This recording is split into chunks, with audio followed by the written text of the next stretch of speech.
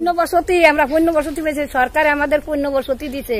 বাংলাদেশ সরকার দিয়েছে না বিহার সরকার দিয়েছে? বিহার সরকার দিয়েছে।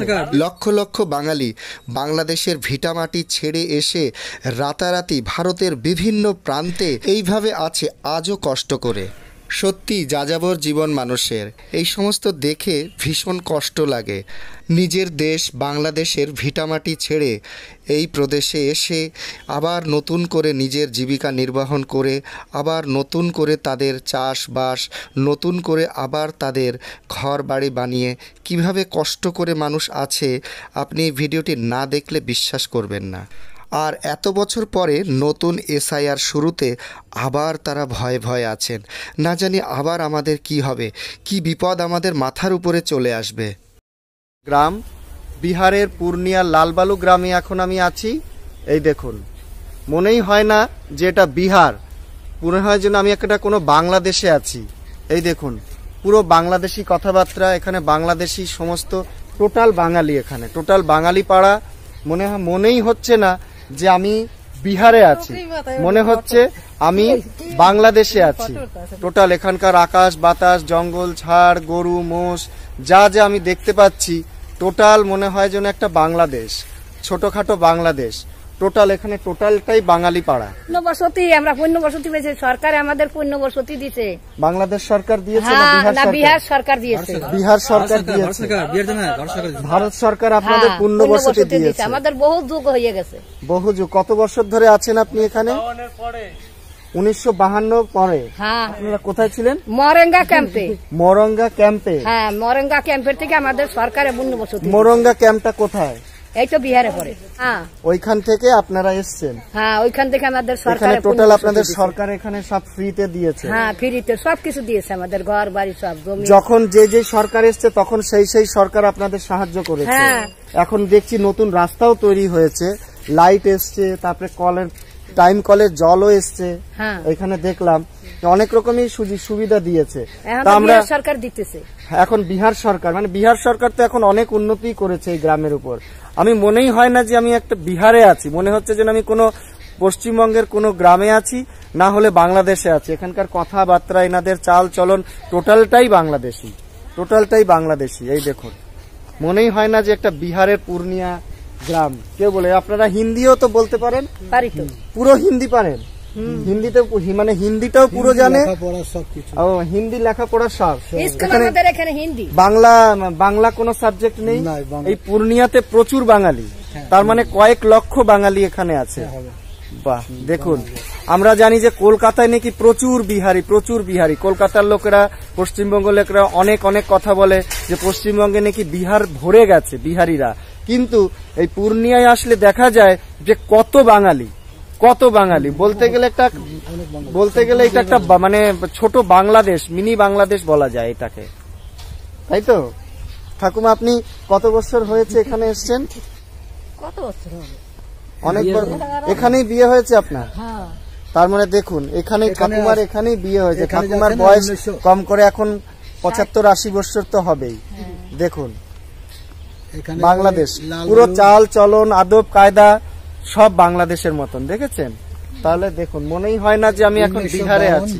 রাত 9টায় যোগবাণী এক্সপ্রেস ধরে কলকাতা স্টেশন থেকে আমি চলে আসলাম পূর্ণিয়া জংশনে নেমে আমি একটা টোটো ভাড়া করে চলে আসলাম আমি 5 কিলোমিটার দূরে লালবালু গ্রামে। এইটা হচ্ছে লালবালু গ্রামের মেইন রোড।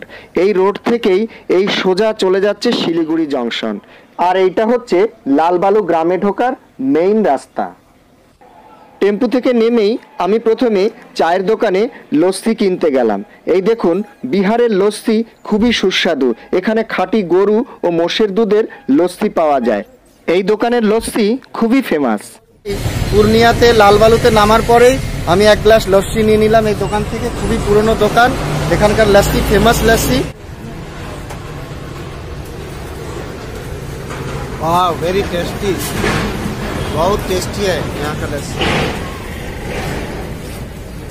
লস্যি ও লিট্টি বিহারের জাতীয় খাবার। এই দেখুন, ছাতুগুলো আটার গোল্লার মধ্যে ভরে পাকিয়ে এইভাবে তেলের মধ্যে ছাকা হয়। এটা কি হচ্ছে, লিট্টি না কচুরি? लिट्टी लिट्टी लिट्टी ये है बिहार का लिट्टी कचौरी नहीं है।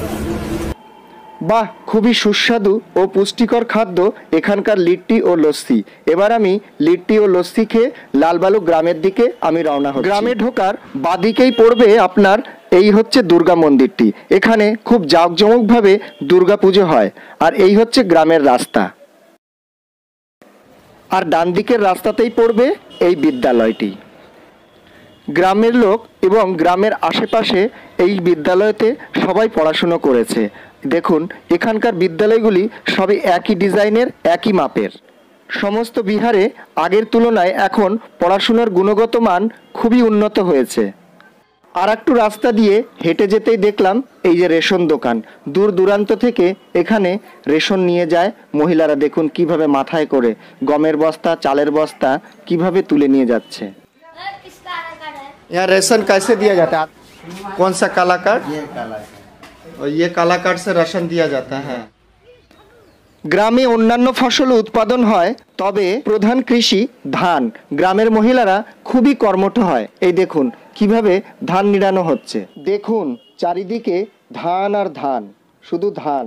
আর এই যে আসছে গ্রামের একটাই জেনারেল ডাক্তার, দীর্ঘদিন ধরেই চিকিৎসা করে যাচ্ছেন।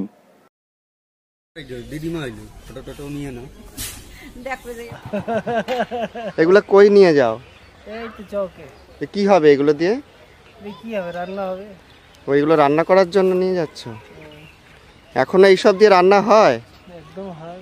গ্যাস বাদ দিয়ে এখন এইগুলো দিয়ে চলে? গ্রাম পাড়ায় তো হয় না। ও, মানে গ্যাসের খরচা বাঁচানোর জন্য। হ্যাঁ, বাড়িতে গ্যাস আছে? আছে। তারপরেও এটা দিয়ে রান্না করো? কি শুনলেন তো, গ্রামে প্রতিটি বাড়িতেই গ্যাস আছে, তার সত্ত্বেও এই সমস্ত জ্বালানি দিয়ে রান্না করা হয়।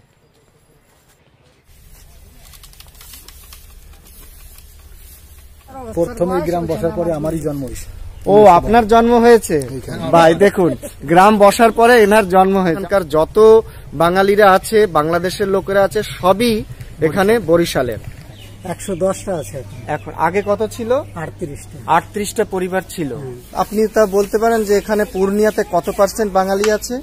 এখানে হ্যাঁ, এখানে পূর্ণিয়া ডিস্ট্রিক্টে নাহলে 60,000 বাঙালি আছে। বিহারের প্রমাণপত্র তো আছে, যেরকম আধার কার্ড, ভোটার কার্ড, ওইটা এগুলো তো আছে। আছে। তারপর আমরা বলতে পারি যে আমরা সবাই ভারতীয়, ইন্ডিয়ান। দেয়ালটাতে লেখা আছে বেটি দো উস ঘর মে শৌচালয় হো জিস ঘর মে। এখন গ্রামে প্রত্যেক ঘরে ঘরে সরকার শৌচালয় দিয়ে দিয়েছে। প্রতিটি গ্রামের মানুষরা এখন আগের তুলনায় অনেক সচেতন হয়েছেন। শুধু শৌচালয়ে না, গ্রামের মানুষরা এখন বেটি পড়াও, বেটি বাঁচাও এরকম অনেক জিনিসে এগিয়ে এসেছে। এখন সবাই মেয়েদের লেখাপড়া, শিক্ষা দীক্ষা সব দিক দিয়েই এগিয়ে দিচ্ছেন। আমরা এখন গ্রামের পশ্চিম পাশের রাস্তায় যাচ্ছি। এই বাড়িটির গলি দিয়েই আমরা ঢুকে যাচ্ছি পশ্চিম পাশের রাস্তায়। এই দেখুন সূর্য সবে অস্ত যাচ্ছে। দেখুন গ্রামের পশ্চিম পাশে পুরো মাখনা পট্টি। এই দেখুন পুরো মাখনার কাজ চলছে এখানে। বিহারের প্রত্যন্ত গ্রাম থেকে এরা আসে, দারভাঙ্গা জেলা থেকে। এইভাবে এরা প্রচুর কষ্টসাধ্যের মধ্যে 5-6 মাস অস্থায়ীভাবে এরা থেকে আবার নিজের দেশে ফিরে যায়, প্রচুর অর্থ উপার্জন করে। দেখুন কিভাবে গরম কড়াইয়ের মধ্যে একের পর এক পদ্ম বীজগুলি ভাজা হচ্ছে। আর দেখুন গরম গরম হাতে তুলে ফাটিয়ে ফাটিয়ে খইগুলো বার করছে। গ্রামের রাস্তাতে বেশ কয়েকটি অস্থায়ী ও স্থায়ী দোকান আছে।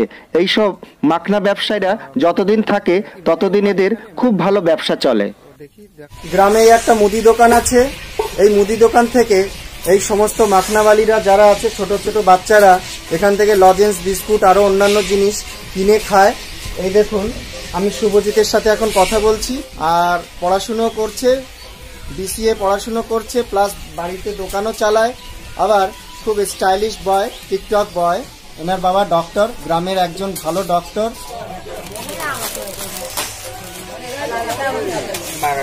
দোকানের সামনে সব বন্ধুরা আড্ডা দিচ্ছে। দেখুন এখানেও পাবজি খেলে। পাবজি দেখুন, পাবজি সারা পৃথিবীতে এখন পাবজি খেলে খেলে দেশটা পুরো শেষ। যারা কাজ করার তারা কিন্তু কাজ করছে। দেখুন যারা কাজের তারা কিন্তু কাজ করছে। দেখুন দিন রাত এক করে কাজ করছে। আর যারা খেলার তারা খেলছে।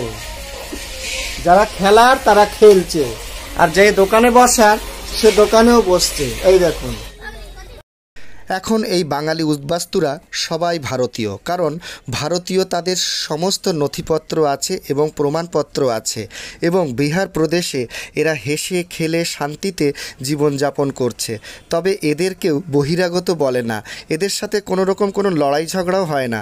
এমনিতেও বাঙালিরা সারা ভারতে ছড়িয়ে ছিটিয়ে আছে বহু বাঙালি, তাদেরকে কেউ অসম্মান করে না এবং বাঙালিদের প্রত্যেকেই সম্মান করে। কিন্তু বাঙালিরা কি সেই সম্মান দিতে জানে? কারণ আমি ভারতের বহু প্রান্তে ঘুরে অনেক প্রমাণ পেয়েছি, এবং বন্ধুরা আপনারাও হয়তো প্রমাণ জানেন। আপনারা আমাকে লিখে কমেন্ট করে অবশ্যই জানাবেন সঠিক উত্তরটি। আজকের মতো এখানেই, আবার আসবো নতুন কোনো ভিডিও নিয়ে। নমস্কার।